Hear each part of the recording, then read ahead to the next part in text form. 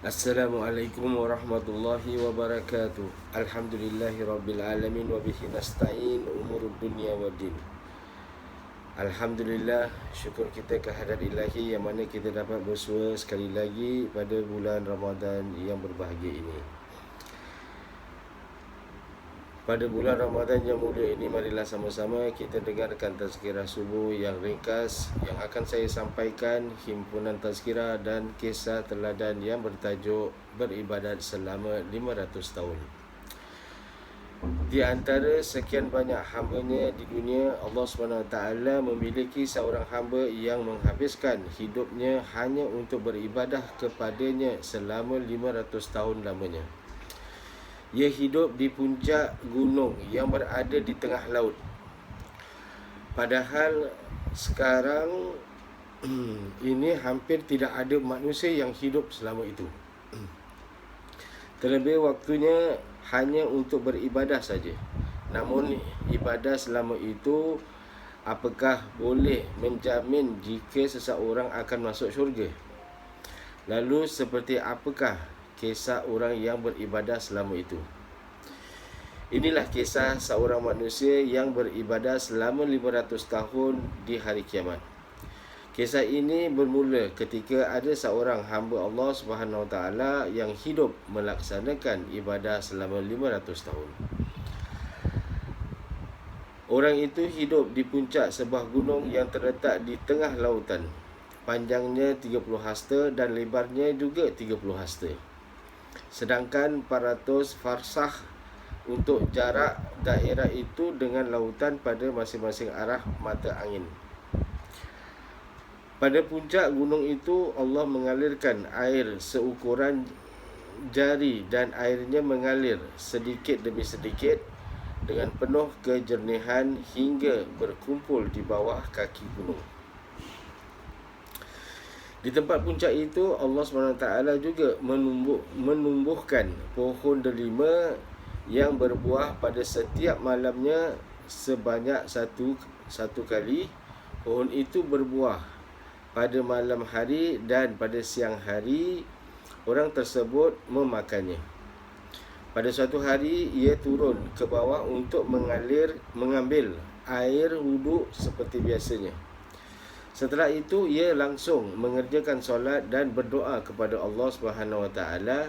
Jika ajalnya tiba, maka ia dalam keadaan sujud dan terkabullah semua doa-doanya tersebut. Pada hari kiamat, orang tersebut dibangkitkan dan dihadapkan kepada Allah Subhanahu Wa Taala. Kemudian Allah berfirman bahawa orang tersebut akan dimasukkan ke dalam syurga. Namun orang itu membantah. Ia bertanya apakah Allah memasukkannya ke dalam syurga kerana perbuatan selama hidupnya. Kemudian Allah menjawab, kerana rahmatnya lah ia dimasukkan ke syurga. Seseorang itu masih membantah. Ia ingin masuk syurga kerana amal perbuatannya. Setelah itu Allah memerintahkan para malaikat untuk menimbang amalan orang tersebut dengan kenikmatan yang telah diberikan oleh Allah Subhanahu Wa Taala. Hasilnya pun mengatakan jika kenikmatan Allah pada penglihatannya lebih besar dibanding amalannya selama 500 tahun, terlebih dengan kenikmatan pada anggota tubuh lainnya, kemudian Allah pun berfirman untuk memasukkan orang itu ke dalam neraka. Orang itu lalu berkata, jika ia masuk ke syurga kerana rahmat Allah, maka ia bersedia untuk masuk ke syurga.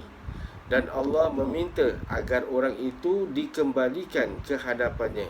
Pada saat itu Allah bertanya, siapakah yang telah memberinya kehidupan? Siapa yang menciptakannya?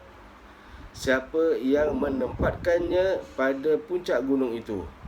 Siapa yang memberinya makan dan minum?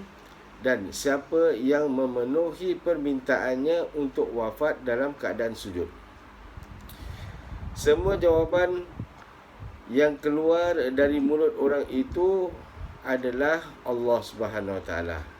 Hanya dialah Sang Maha Kuasa Inilah cara mendapatkan rahmat Allah.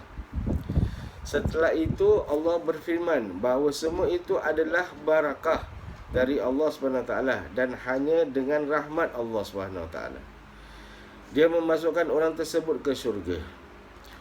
Sungguh orang tersebutlah yang diberikan kenikmatan paling banyak, dan kemudian dia memasukkan orang itu ke dalam syurga.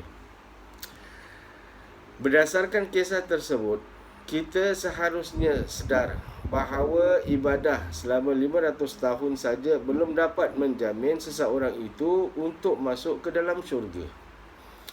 Allah SWT memasukkan orang tersebut bukan kerana banyaknya amalan selama 500 tahun, tapi kerana rahmat Allah yang diberikan pada orang itu.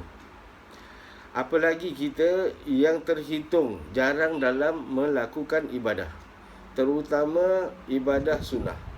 Demikianlah kisah seorang manusia yang beribadah selama 500 tahun di hari kiamat. Dan lagi satu, bila kita melakukan sesuatu kebaikan, bila kita melakukan solat, bila kita melakukan sedekah, janganlah kita berkira untuk masuk syurga. Sebab ini adalah ketentuan Allah SWT. Rahmat yang diberikan semua daripada Allah SWT. Rezeki pun diberikan daripada Allah SWT. Wallahu a'lam bissawab. Dengan ini banyakkanlah kita melakukan perkara-perkara yang baik, seperti solat tarawih berjamaah bersama keluarga, berzikir, membaca Al-Quran, sedekah, berbaik dengan jiran dan sebagainya pada bulan Ramadan ini.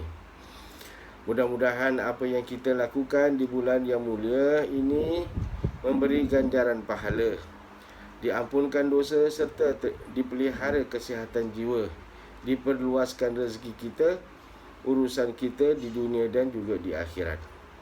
Amin ya rabbal alamin. Wallahu a'lam bissawab. Marilah sama-sama kita membaca doa ini. Allahumma inni a'udzubika minal kufri wal faqr wa a'udzubika min azabil qabr la ilaha illa ant. Allahumma inni a'udzubika minal kufri wal faqr wa a'udzubika min azabil qabr la ilaha illa ant. Allahumma inni a'udzubika minal kufri wal faqr wa a'udzubika min azabil qabr la ilaha illa ant. Sampai di sini saja buat ketika ini. Mudah-mudahan apa yang disampaikan memberi manfaat kepada kita, keluarga kita dan masyarakat Islam amnya. Selamat menjalankan ibadah puasa. Semoga diberkati oleh Allah Subhanahu wa taala, diampunkan dosa serta dihindarkan segala wabak. Saya akhiri aqulu qauli hadza wa astaghfirullah li wa lakum. Wassalamualaikum warahmatullahi wabarakatuh.